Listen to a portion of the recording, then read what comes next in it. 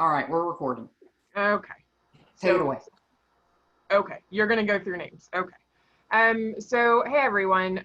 First of all, thanks for joining us. Second, we are recording this so you can, watch it later to your heart's content if you really need to go to sleep one night, for example, and you're having a hard time dozing off.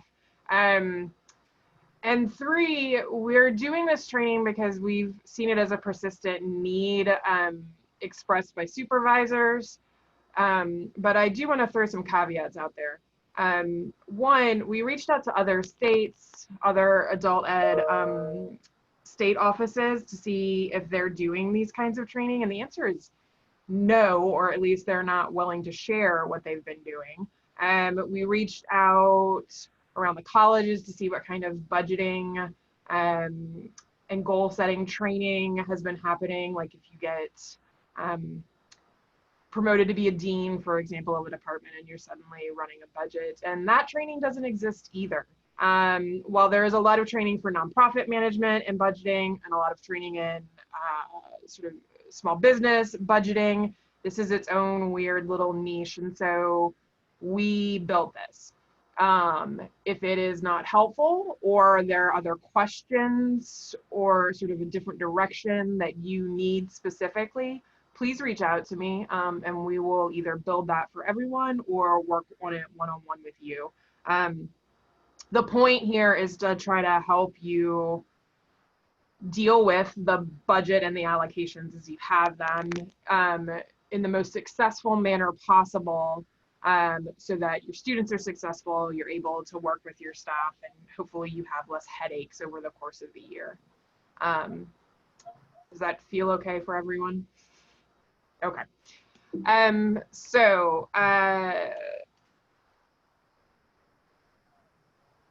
Let me take another step back.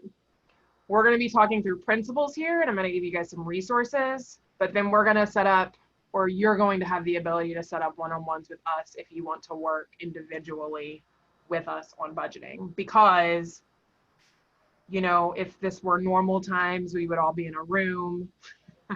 You would have all your materials, you'd be working on things, I'd be walking around and working with you, or maybe we do them as small groups, but it is not normal times. So I'll stop hemming and hawing and get into it. All right. So first of all,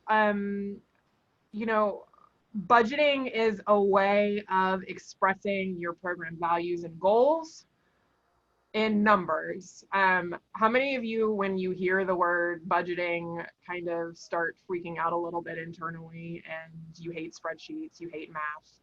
I'm seeing hands up. And it kind of ruins your day when asked to create a budget. Anyone? How many of you love it? Favorite part of the job? Dawn says she likes it. Okay. Yeah, Dawn, I kind of like it too. All right. So the thing to make this easier is to do extensive planning on the front end, which, as it turns out, is the thing you're supposed to do for all things.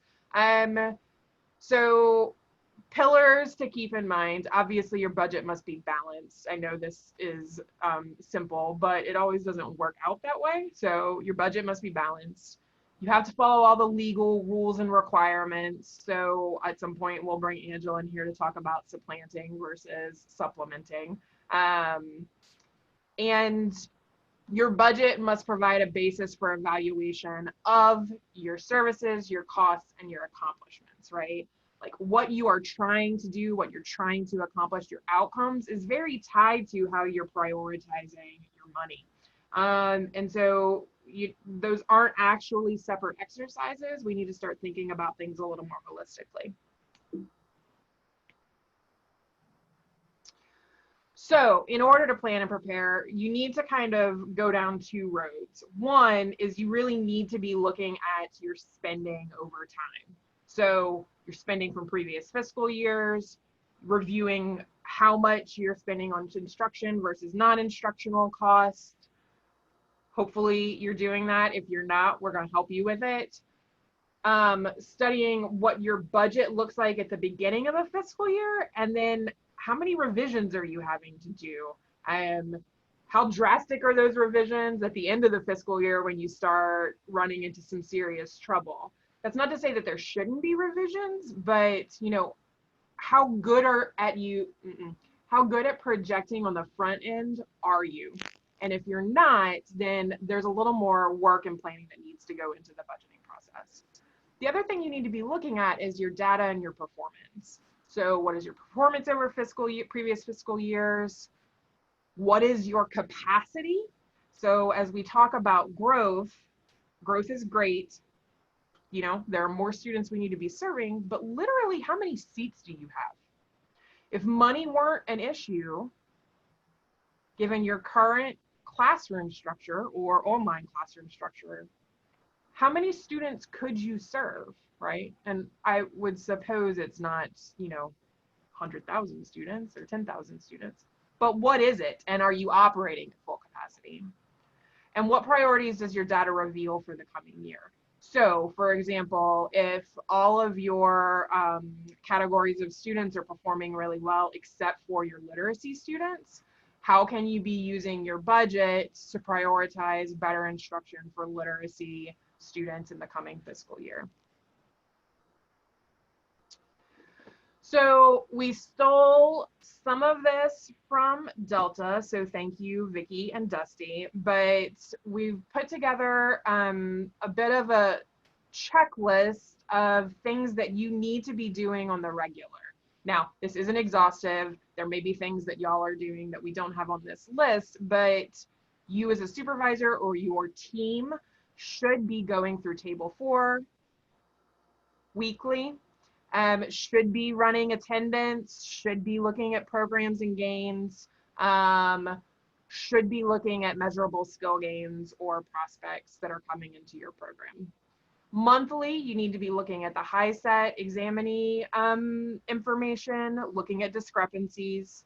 You could be looking at user activity to see if you've got teachers directly inputting attendance or test scores or any of that stuff to see if they're actually in there and doing it. And then looking at targets. And I don't know if I can emphasize the last one enough. You should be submitting reimbursements monthly. So I asked finance to get us a breakdown of the past 3 fiscal years by each provider, what their monthly reimbursements were based on cost categories. And I can share those with you guys individually, but I'm not going to give you the big list because that's everybody. But programs are not reimbursing monthly. Now, the problem with that is that you're not checking in on your spending regularly enough to change course if you have a problem, right? So we'll get more into that, but these are monthly and weekly tasks as we see them, mostly stolen from Delta. So thank you, Delta. So you guys know, if you've been on a presentation of mine lately, that I'm all about Slido. If you go to slido.com and type in 26903, you can answer this question anonymously.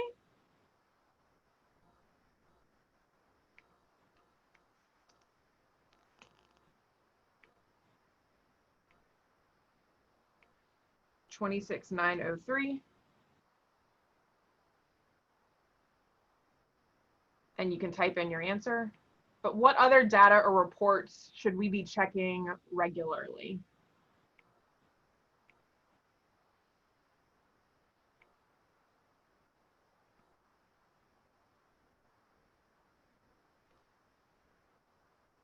And I'm just going to work with awkward silence until we get to some input. Time and efforts, yes. I can't believe I don't have that on there, yes. Table 4, regularly, yes.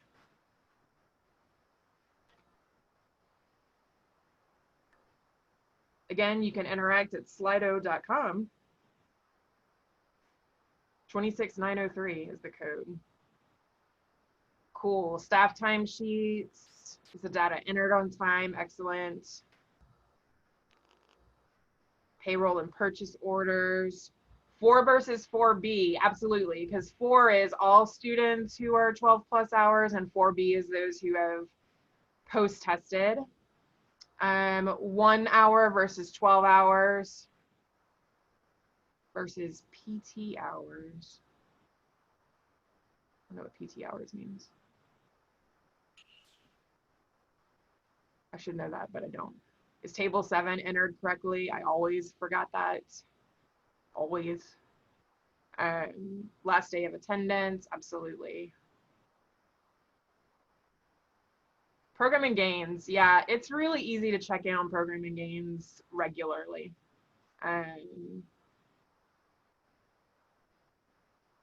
Staff timesheets. Students ready for post-test. Okay. Do you guys check in regularly on finances? PT is post-test. Thank you. Oh.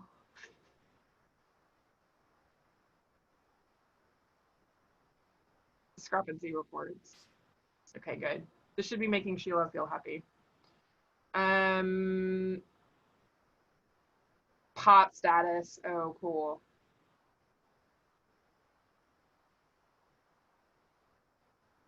Last date would be students who contact students who are out. Excellent. Okay. So I know that nearly everyone, I think, or everyone's in the process of doing check-in calls. So we are thinking about technical assistance a little bit differently this year. We feel that instead of having quarterly data calls that are extensive, if we check in more regularly, we can be more helpful to you guys regularly. Again, just like we shouldn't be doing reimbursements once every 6 months, we should be checking in with you guys to see if we can support you more than once every 6 months or every 3 months.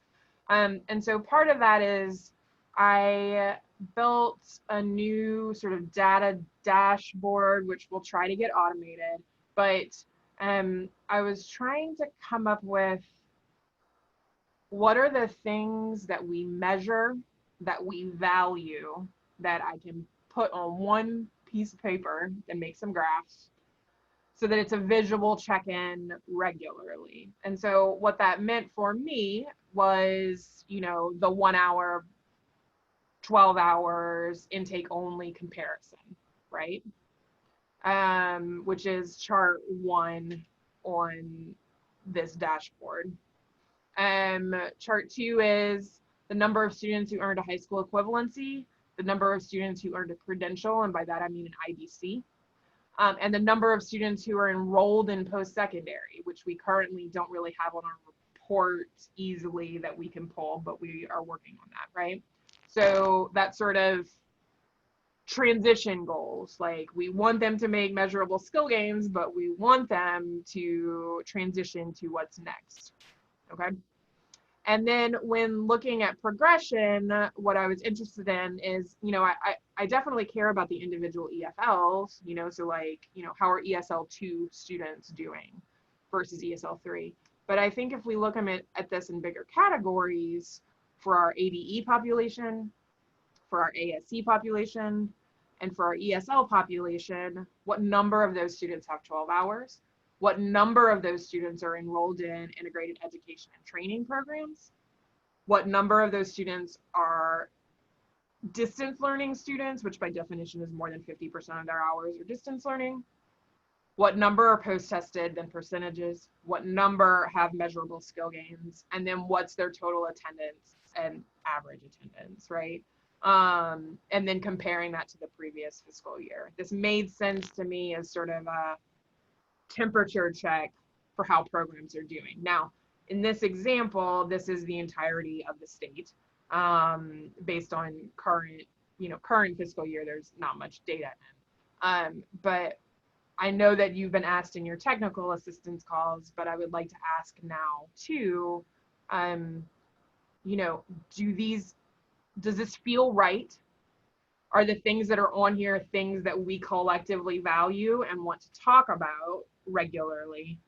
And are there any things that are missing from here that should be a data point that we check in on every month? Unmute yourself if you want to talk.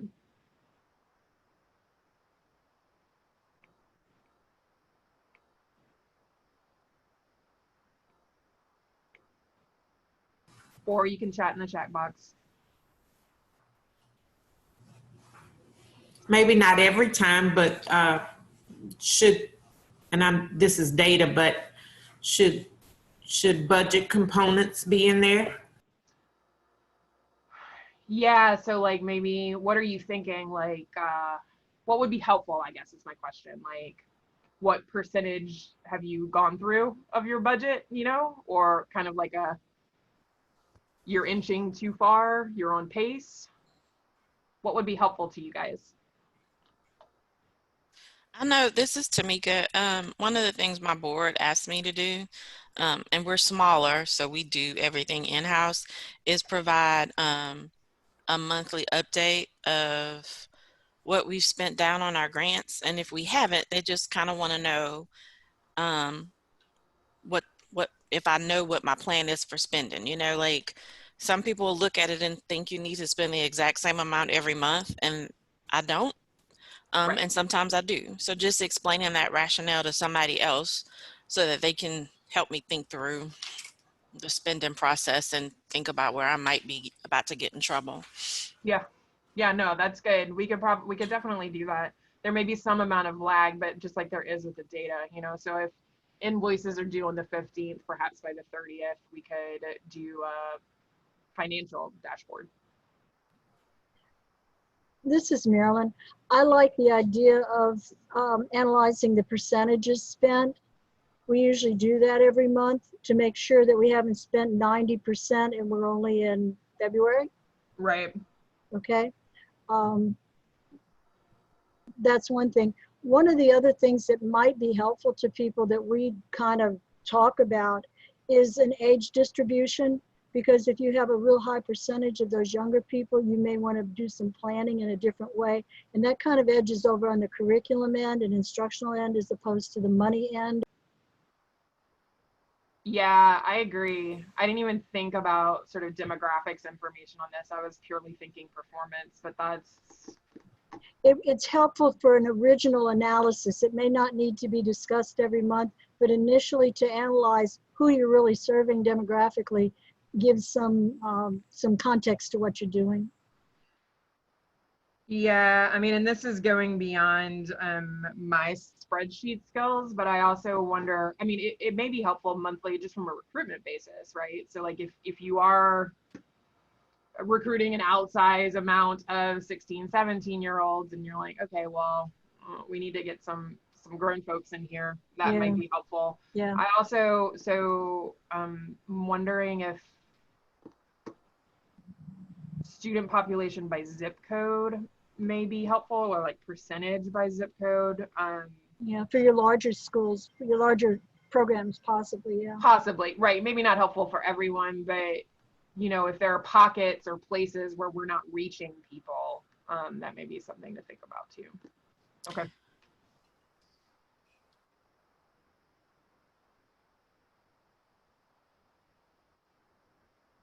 Anyone else?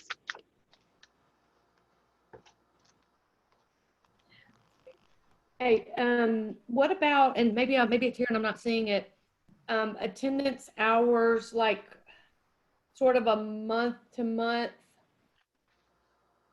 If there was a way that you could kind of track, is our attendance hours going up? Is it dropping off? I don't know if that's possible, but I can see where it might be useful to know that you've got something you got to look at, I guess. Yeah. No, that makes sense. I don't know how to do it, but that's a good idea, so we can try to figure it out. Anything else? Yeah, this is Marilyn. I have one more thought. Most of our programs, the budgets are very heavy on the payroll side. And so to have an initial payroll analysis and to periodically check that, especially if you have people coming and going, to make sure that you're staying on track with that. That goes back to those percentages a little bit, but it's really in that area that if people are going to overspend, it's easy to do, because you hire another person or two and all of a sudden you're out of whack with your budgeting because of the payroll expenses. And the percentage of benefits can be amazing. It can be as much as 38%. So you think you're hiring somebody for a certain amount, and all of a sudden they're costing you a whole lot more money. Yeah, that's a really good idea, and that's something that we're gonna get into. You really have to dive deep into the payroll issues, right? I always estimated full-time folks at 40%, which is high, but I'd rather have more money in that category and move it than not enough. Okay. Well, y'all, this is really helpful. Thank you so much. I appreciate y'all letting me use your brains. Okay. So step 2 is actually setting goals. All right. So you need goals for your program for the coming year, or the year that we're in, and they need to be measurable. And how will your spending tie to those goals, or satisfy the goal? And how do those spending priorities sort of align with your overall program mission? How can your team help you? So things to be thinking about when you're setting goals for your program. Examples could be, again, we're doing a objectively poor job of serving literacy students. So we're going to hire a literacy expert. We're going to invest in software specifically for non-readers. We're going to, create a lab time that's for one-on-one tutoring for our non-readers in our program. Whatever those interventions may be, do they align with the mission of the program? What will they cost? And how can we tackle it? So when going through your budgeting process, when going through your goal setting process, who needs to be involved in those conversations in your programs? You can join the conversation at slido.com, code 26903. Also, there's a teacher version of Slido if you do a lot of online presentations. Kind of nice.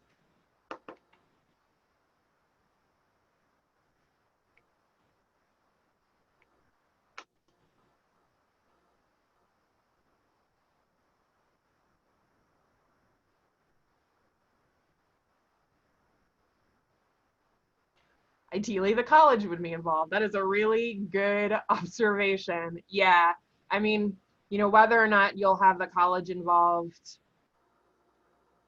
before you make your goals, I don't know, but certainly once you've made them, college finance folks should be involved. Directors, instructors, transition coaches, college at large. Someone from your agency's finance office, excellent idea. Human resources, yes, if you're sort of, if one of your issues is around spending enough on people or spending too much on people or how to hire, then definitely you want your human resources folks involved. All faculty and staff provide input.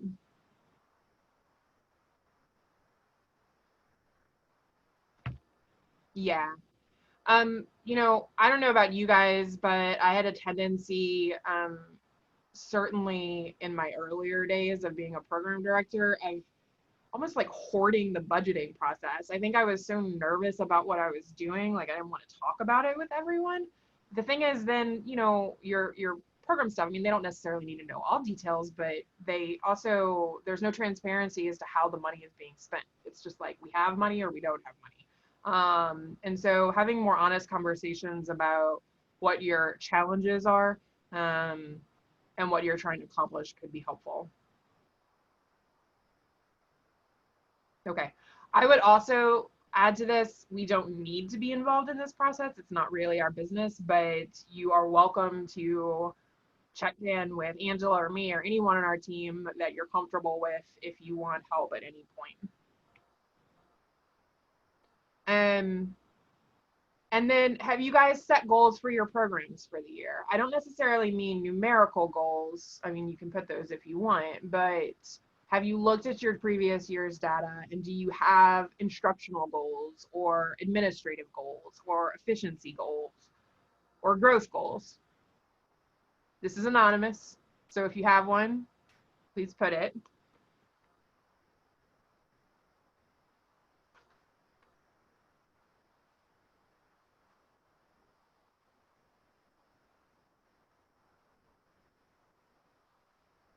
Shelly says she tries to involve her team in budget decisions, but their eyes glaze over and they're disinterested. Yeah, I hear you. But persevere.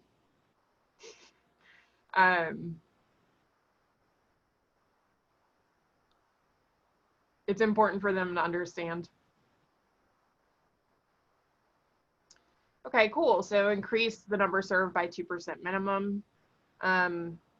Growth in the community, more sites to actually reach people. People have enrollment goals or measurable skill gain goals. Student contact goals, interesting. So like increasing the amount of outreach to students. Increasing digital literacy participation. Expanding ESL services. These are awesome. Instructional goals based on data analysis. So I'm assuming that's diving into, you know, who's doing well, who's making gains, who isn't. Structure to our blended classes. Serving English language learners. Yeah, our service of that population across our state is pretty uneven. So I'm glad that that's a goal. Retention, absolutely. Tough nut to crack, but a worthwhile goal.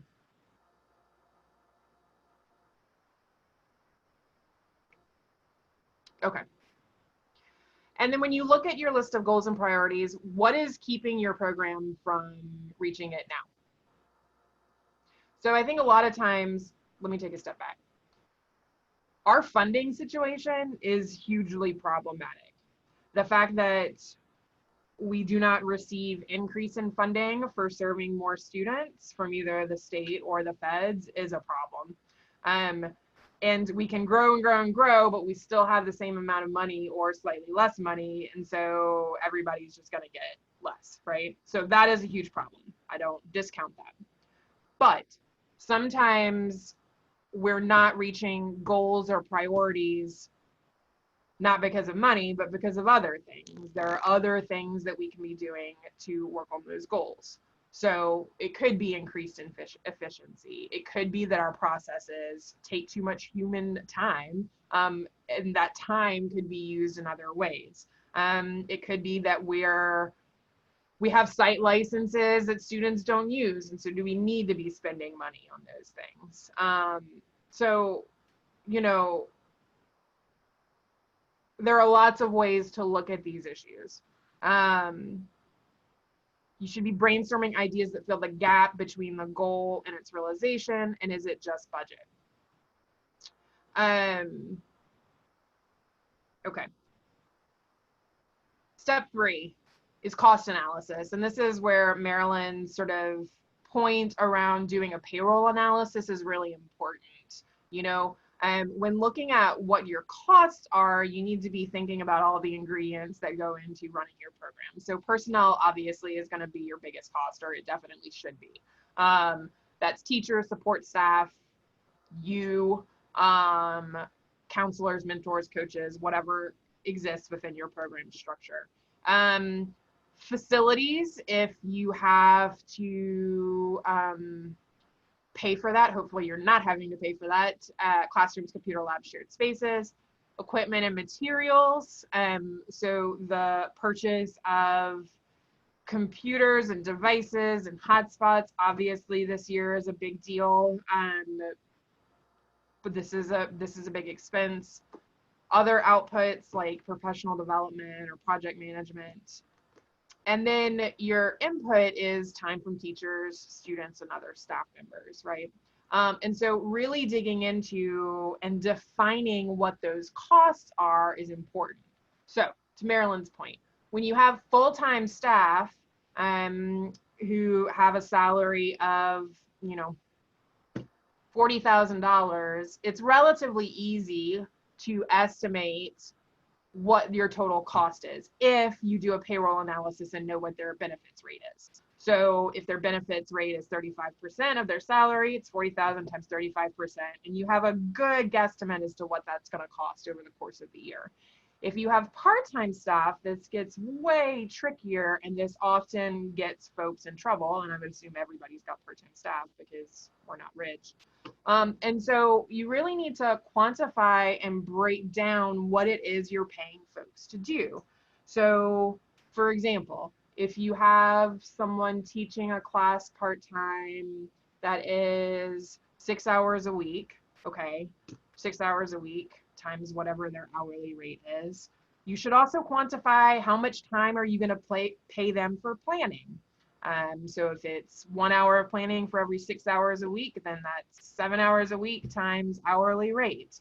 What is your benefits percentage for part-time staff? Now, they're not getting healthcare benefits, but there are still like taxes and sort of, what is that wage stuff that comes out for part-time folks, which I always ran at 8%. So 8% of 7 hours a week times whatever. And then you need to multiply that out by either the duration of the sort of session or semester or whatever is happening for you as far as your classes. Or if it's just for the duration of the week, for the duration of the year, how many weeks are you actually in session?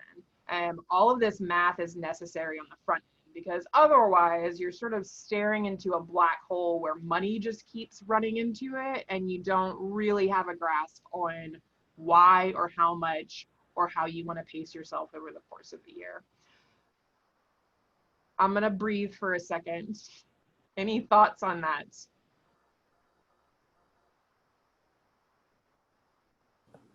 Sure, Aaron, Eric, one comment. One of my challenges, particularly relates to the full-time staff, which, you know, a reasonably small percentage of our staff is full-time, but it's that benefit election. And so I do like the idea of, you know, using 40% as a base figure, because that number could swing greatly as annual enrollment periods come forward and decisions are made. So just wanted to add that comment. Yeah. Yeah, they can swing greatly. And I've been burned on that one before, which is how I got to 40%. But what you can do, to Marilyn's point, is if you have a payroll analysis of the previous fiscal year, you can get sort of an average percentage to work off of. So maybe y'all's average is actually 38%, which means you can be a little more accurate on the front end. Anyone Great else? point. We literally try and assess whether or not our teachers are in a state retirement plan or not, because that difference is too great between the two to use an average. So we have, we use a tool that is a benefits worksheet. And so I can plug each person in. I go through and literally determine how many days and hours the person is scheduled to work during either the fiscal year or the semester, and do a calculation of what their salary is, and then plug it into the benefits worksheet based on whether or not they are in the retirement system or not.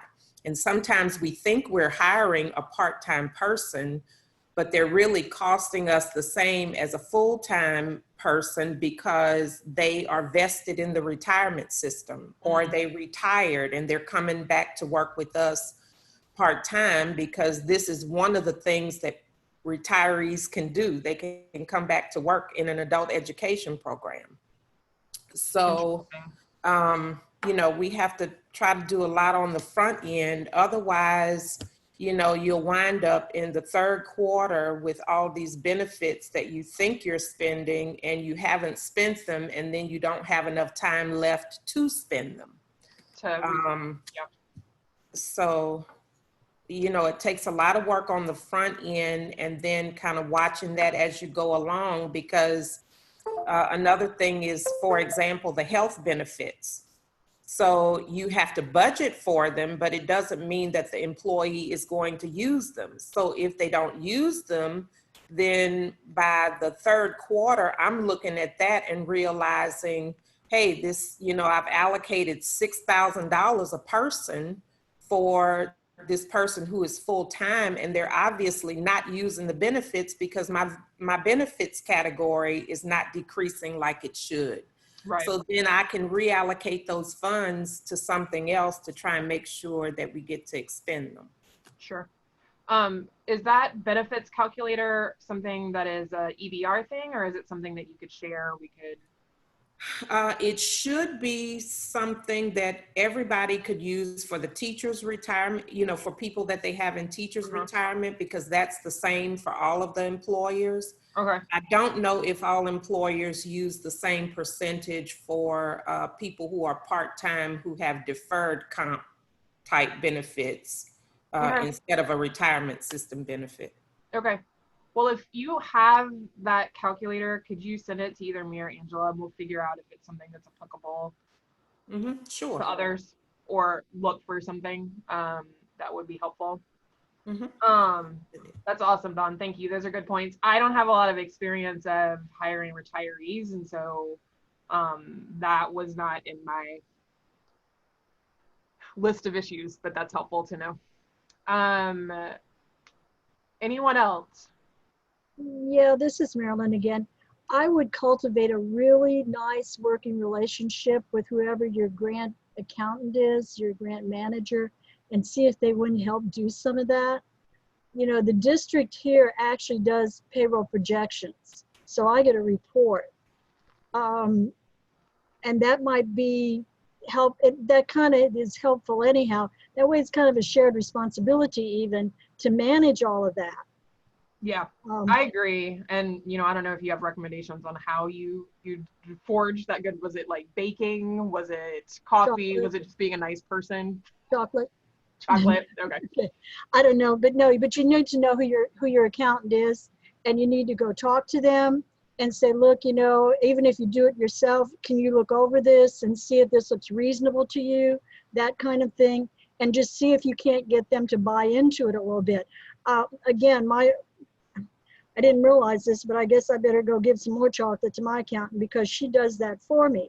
But just getting their help, and maybe sometimes they can spot things. It should be to not only your accountant's benefit, but also those people who supervise that accounting department, that your grant is managed adequately and that, they're the specialist in this. So they should. Yeah, it should. It isn't always quite that way. So if you have that situation, one, awesome. And I agree with Marilyn. If you don't, where your relationship with your accounting or grants management or restricted funds people is not as good, I think this is a good point that Marilyn's made. You should work on the relationship. So I don't know if that means a monthly get together or once a quarter. Where you're looking at those budgets, looking at the payroll expenses, looking at the percentages, but being more involved sometimes is going to have to be a requirement, unless you have a really good situation where someone's handling that for you. Also, there is a true marriage here between your goals and your so your accounting office is not programming for you, right?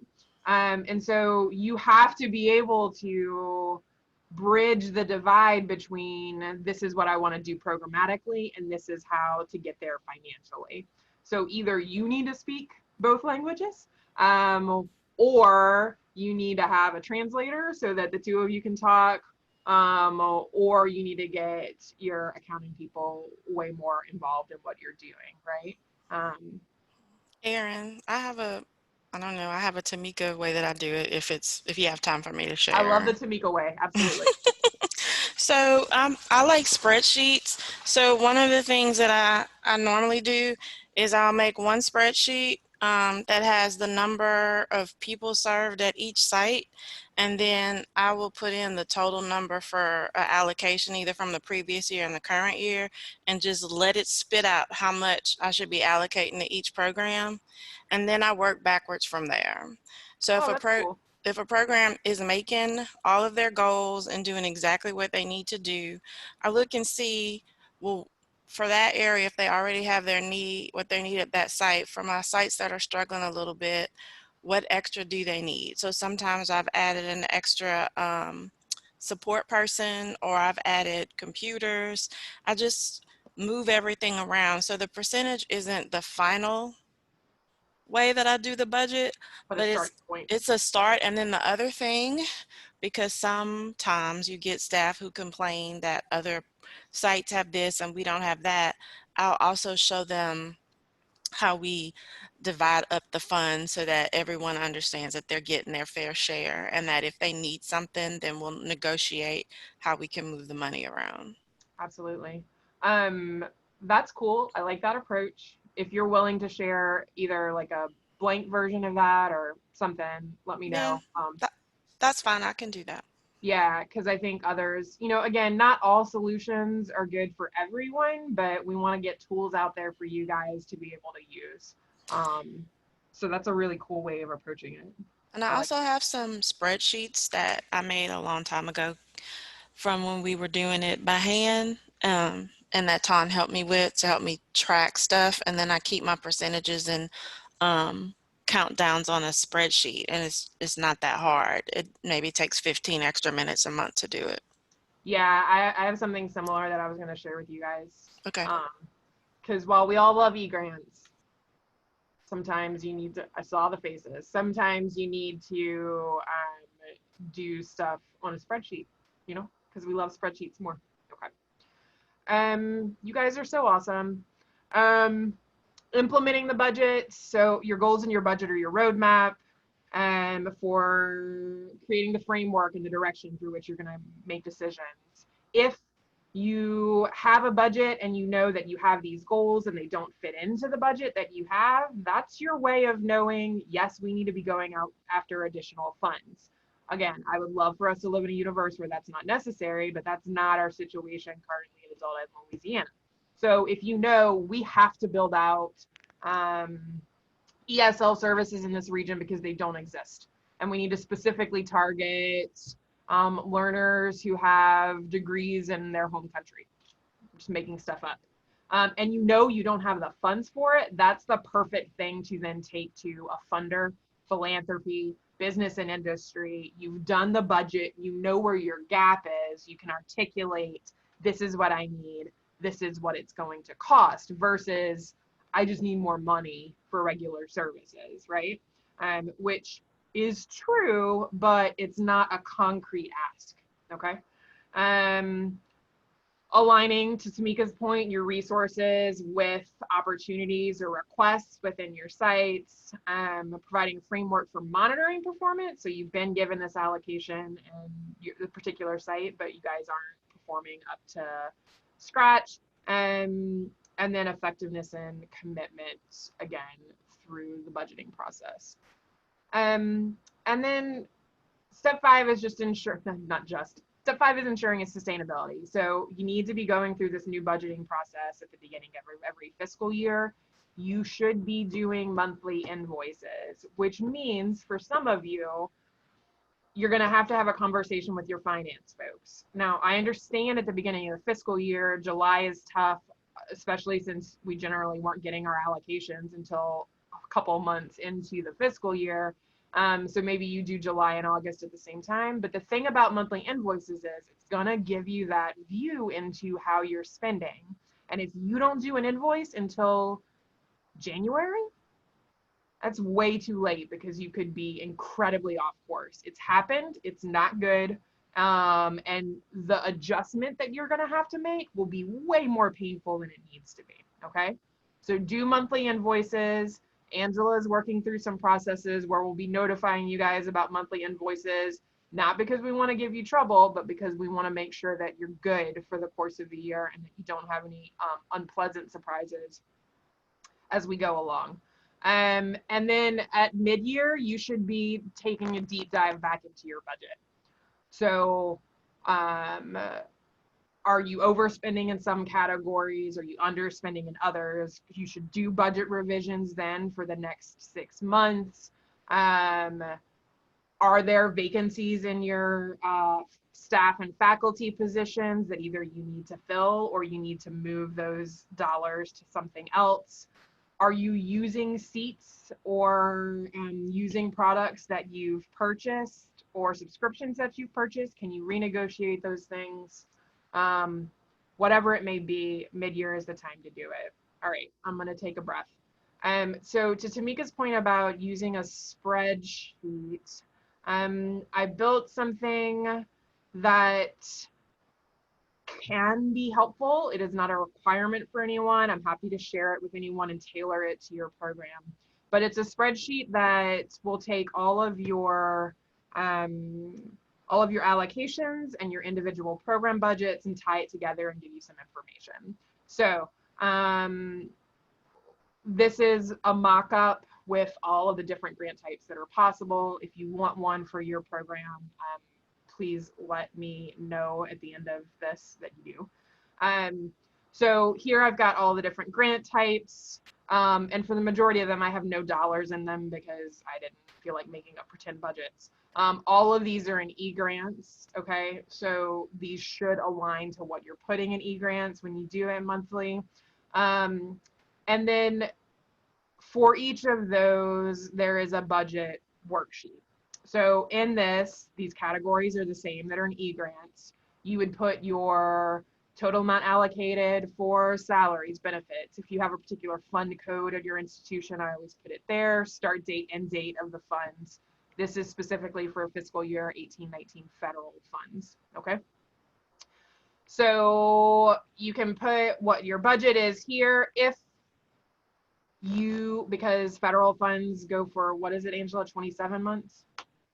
If you spent a good portion of these funds in previous fiscal years, you can add that here. So say my original allocation was 25,000 and I spent 22,000 in previous fiscal years. It's going to give me that remaining amount that I have to work with. And it's going to total up on all of these sheets. Okay.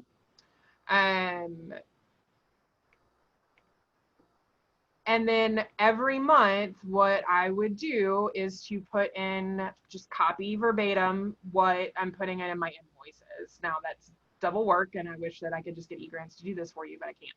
So if I'm gonna invoice 1,500 here, if I'm gonna invoice, if I'm gonna go over budget and invoice there, that's all going to total up. It's going to tell me how much my total invoice is, what my original allocation was, what I spent in previous fiscal years, what I've spent year to date, and what I have remaining.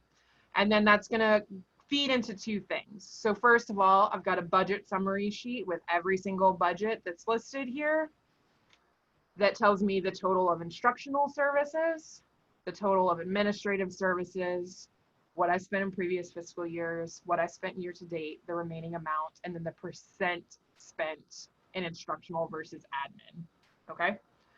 The other thing that it will do is it will total by category across all of your grants. So if specifically you're wanting to know, okay, how much money do I have in consumable supplies across everything? It'll total across the grants, how much you have, how much you spent previously, how much you spent year to date, and what you have remaining, and then those percentages. Does this make sense at all? Okay. And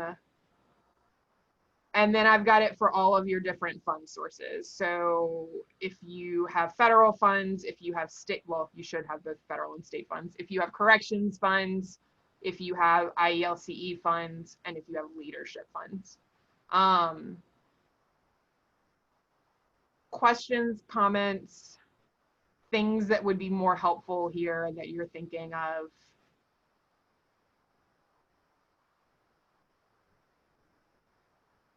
I can send this template out to everyone. I can also tailor it specifically to your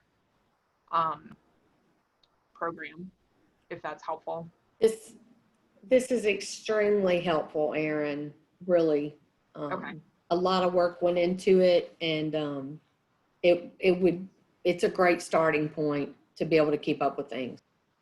Yeah. Okay.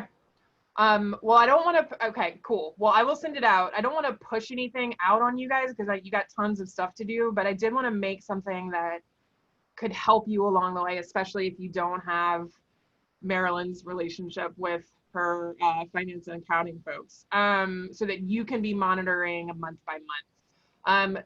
Tamika, you asked a question if you put actual expenses here, and I don't, so you mean like itemized expenses, Tamika? Yeah, that's how I do mine, but it takes more than one spreadsheet. But if you're using Google, Yeah, you I would can love do it.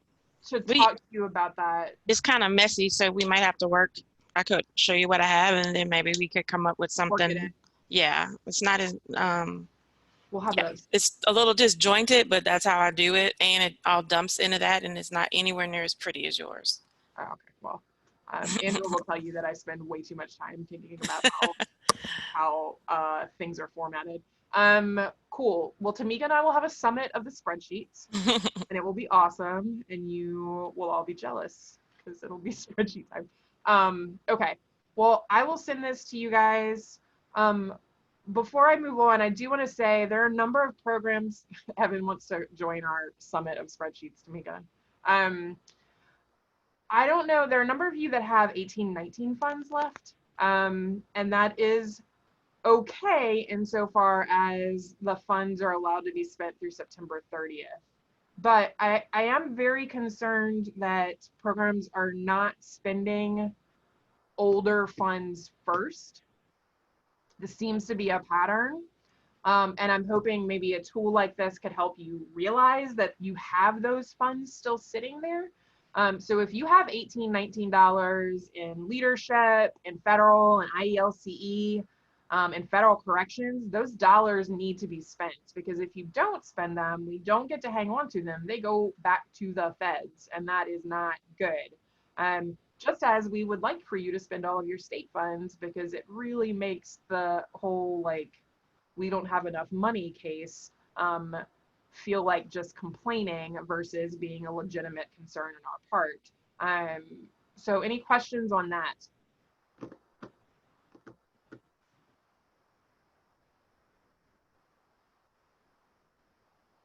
Okay. All right.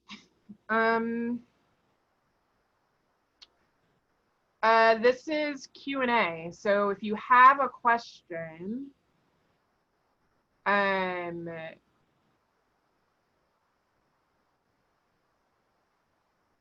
you can go to slido.com 26903 and type it here if you'd like to be anonymous. You're also welcome to unmute. Y'all, I'm losing my mind and my words.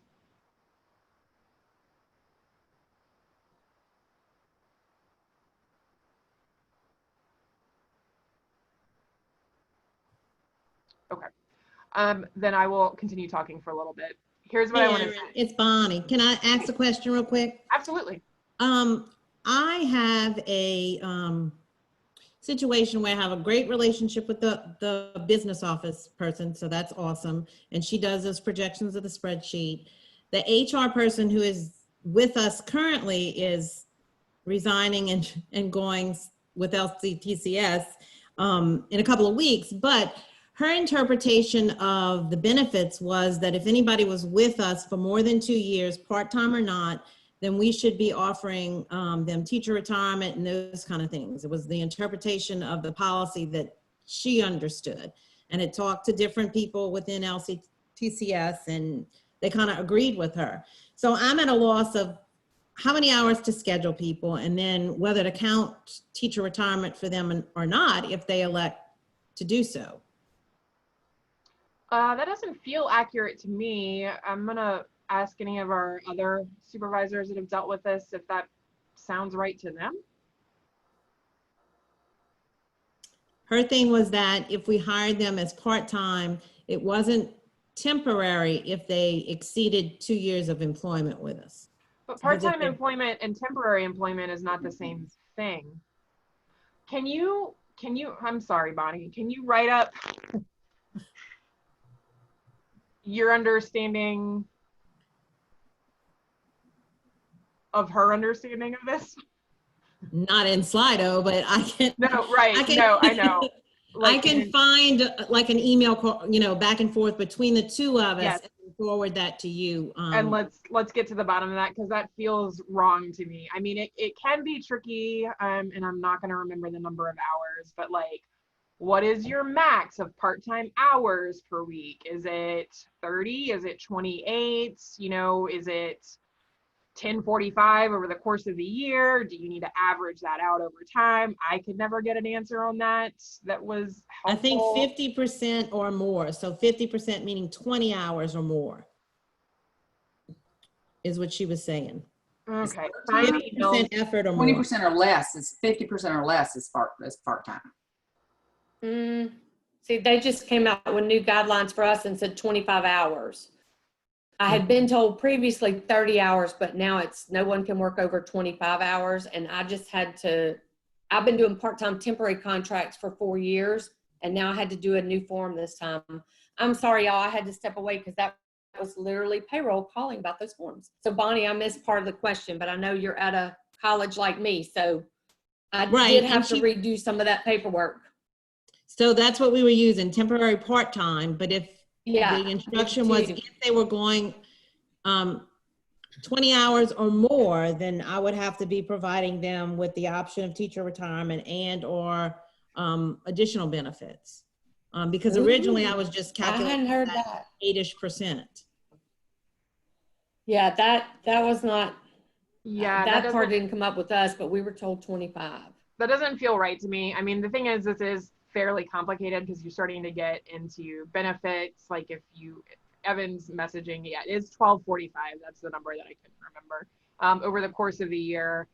But how that slices out to per week or over the month, is it an average? You know, like Okay, we'll take this. So Bonnie, if you can forward the back and forth okay.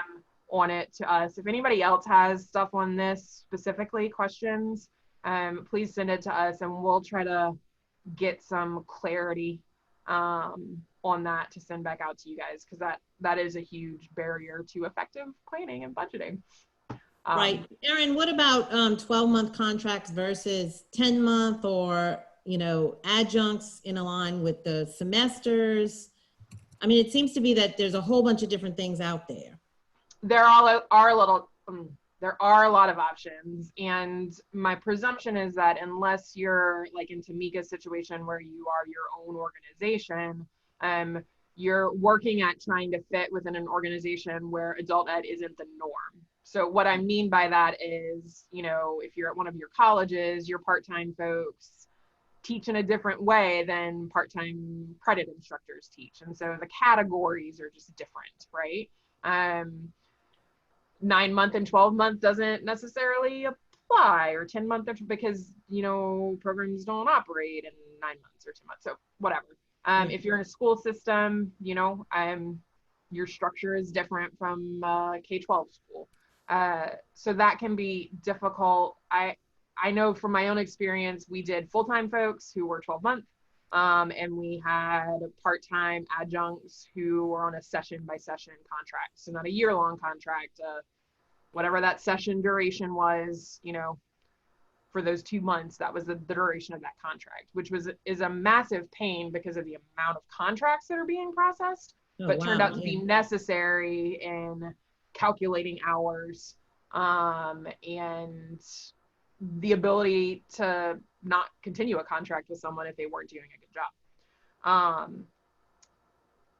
Anybody else thoughts on 10-month, 12-month part-time adjuncts?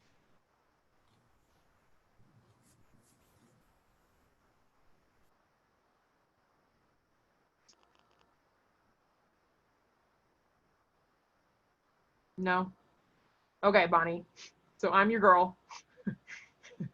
Find those emails, send them to me, and we'll try to get to the bottom of that. And then if you want to talk through like the actual contract types, we can do that too. I will say that a lot of times our colleges, just because we don't fit, they're like, oh, you can't do that. And that's not necessarily true. Right, It's that's just that kind of what I've gotten they from don't HR. normally do that. Right, Um, okay, I'll be in touch, thanks. Yeah.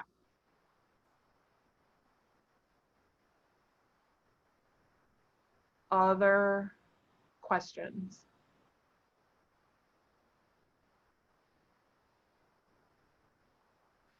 Okay, Erin, so yes, I have a question. yes, ma'am. Has anybody looked at doing 4-week sessions? I know I've heard 8 and I've heard 12. We were looking at the number of hours, and if you're going to hit 40 plus hours in 4 weeks, do you see any red flag with setting up a 4-week session that is focused in a subject area with the goal that you sort of put the student in that subject area until they're ready to test in that area? And then the next session, they would be in a different subject area, just giving them some focus during this time when everything is so chaotic.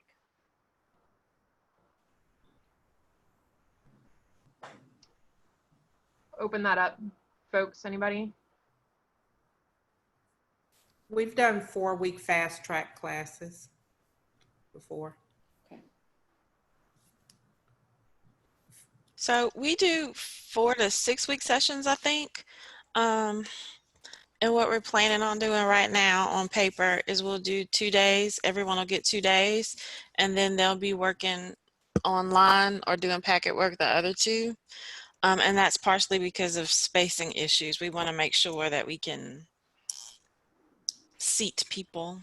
And for us, it's hard to get, I mean, maybe you have people go every day, but we usually have to have 5 or 6 weeks to get people to get 40 hours.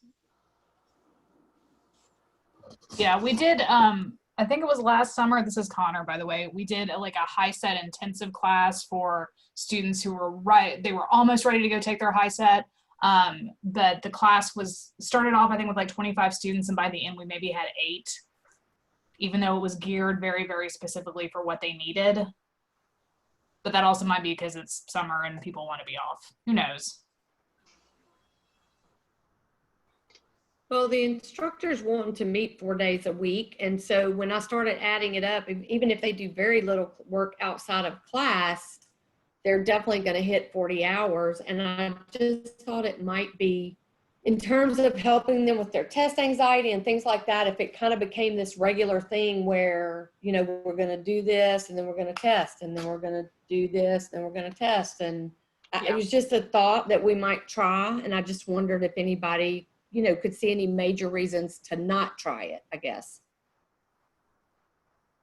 It's Eric. I think there's a lot of merit to the idea. As FYI, our program, we kind of have a standing fast track program for those students who come in at particularly high levels or who've already had some HiSET exams, and then kind of progress that way. One concern I would have for a student who may need to really test in all 5 subjects is, can you retain them long enough for them to, you know, get to the point where they are ready in each of those 5 subjects? Just a thought. Yeah. I think our biggest challenge was, this is Dawn in EBR, was the time commitment from the students in that short period of time. So, I mean, it still kind of worked out because if they didn't attend, they just kept going since we have open enrollment as well. But of course, we had a larger number of students who did not meet the time commitment that they committed to when they started the class. Yeah. Got it. Thank you guys so much for your feedback. Absolutely. Let us know how it goes. Okay. I do want to point out there are some comments in the chat. So Lisa brought up hiring college students part-time. And this is actually absolutely a good idea if it's possible for you. You know, AmeriCorps, part-time tutors, interns. These are all good options if you're at a college that has work-study programs, work-study students to be tutors.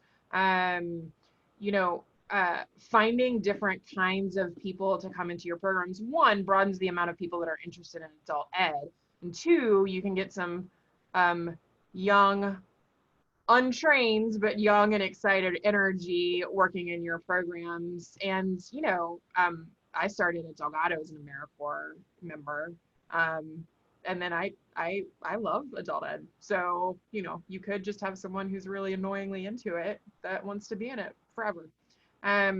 So if it's an option, if you're in a college town, or you know, there are populations there that could be helping out, that may be a good way to both give people work experience that is helpful, but also use their talents.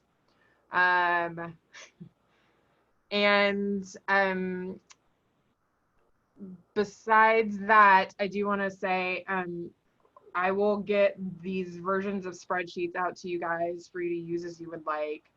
I will get an analysis of, in total with your program, how often you've been invoicing over the past 3 fiscal years, which I think can be helpful to you to sort of think about. And I will get a blank copy of that dashboard to you so that you can put your numbers in.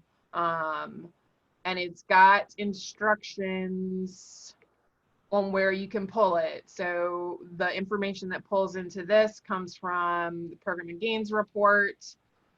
The information that goes into chart 2 is also from Program and Gains, except we don't have an easy way to do the enrolled and post-secondary, so don't worry about it currently.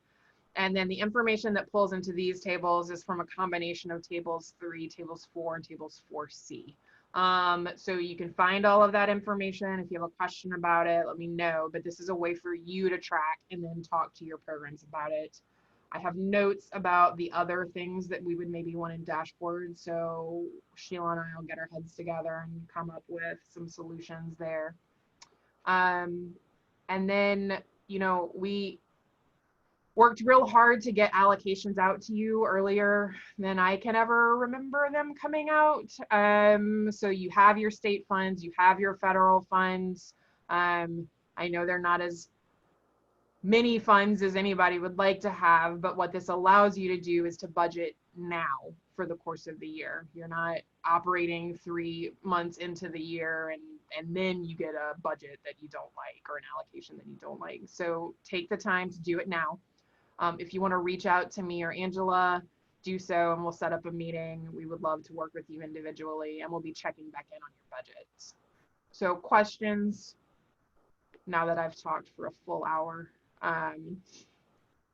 Let's remind them, Aaron, about the targets. Thank you. So we've had questions about what are your targets for this fiscal year? And the answer is they're the same as your targets from last fiscal year. We've not increased them. We have them because we have to have a target, but our Louisiana 2020 plan is over. That was what was pushing most of your sort of enrollment growth targets over the course of the past 5 years. That plan is over. We're in a year of writing a new plan for the next years at the system office. And so I felt that this was a good time for us to take on enrollment growth. You have a target, do what you can. And more importantly for us to spend the year through technical assistance, really getting to the bottom of what it is that we value in our programs, and having a better sense of growth and quality, and mixing all of those things up to come to a better performance goals sheet, strategic plan. You guys know what I'm trying to say, hopefully. So that's what's going on with targets. Does that make sense, y'all? Okay. And then we got some questions in our technical assistance calls if we can do those sort of ranking sheets again. And the answer is yes. Sheila and I need to get together on that and work through it as well. So we will work on that. And then just one other thing while I have you, because I'm apparently going to hold you hostage for a while, is we relaunched the Yes You Can campaign. Do you guys remember that from a couple years back? We took the phone number off of it. We have it targeted at the Pathway Finder, which is this thing, which will get you to y'all's program information. So when someone clicks on yesyoucan.la, it's going to go to this, which means they can either find a provider, they can request more information, they can do whatever they want there. So if you haven't taken a look at this, I would suggest you do it. If your program information is incomplete in here, I would suggest you look at it, but you can click on Find a Work Ready Youth Center and, you know, put your information in there. Or rather look at what information is there and let us know your feedback. So please do that. And then they're going to be running social media ads and other ads as they can across the state to try to push awareness. Questions for me before we move on, or rather leave? Can I just remind them about supplanting? Angela would like to remind you about supplanting. Yes, Angela. Just so it was supposed to all start over this year because of the competition, and then that got stopped. But I hope we don't have to stop it again this next time. It will be coming out. You just have to be careful and spend your money the same way you've been spending your money. Federal money is supposed to supplement other funds. Unfortunately, we're in a strange situation where we have more federal money than we have state money. But if you've paid for something, whether it's a position salary or online seats or whatever, if you've paid for that with state money, that's how you need to continue doing it until it's time to reset the network. So just please, we've got one more year. I know that this has been a struggle for the last, since 17, 18. So just be mindful of it and we'll get to reset it for next year. For the competition, yeah.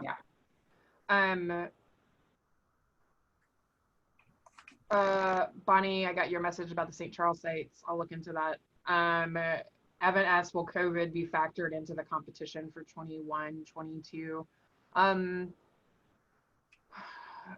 mean, yes, because there has to be open and equitable access to the competition for everyone. So, you know, obviously the environment that everyone is in will factor into it. And then I also just, again, oh God, sorry, y'all.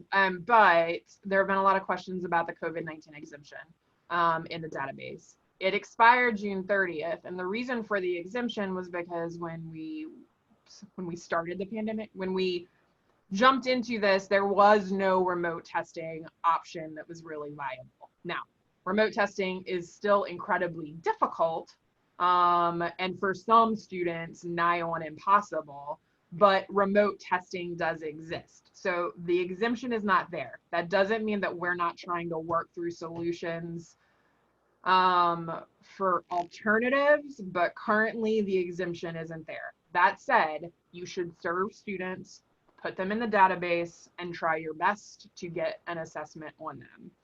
Try to do a remote locator, try to do remote testing if possible. If you have some amount of testing happening at your facility, try to stagger folks coming in to do that. You know, if the majority of your services are online, maybe you need to reallocate someone to focus specifically on testing. So sort of think through those priorities. And if you want to talk to me about it, just don't hesitate to reach out. or reach out to Angela because she's a better person than I am. But either way, just the COVID-19 exemption, it doesn't currently exist. It expired on June 30th. Okay. And I understand that that is a difficulty.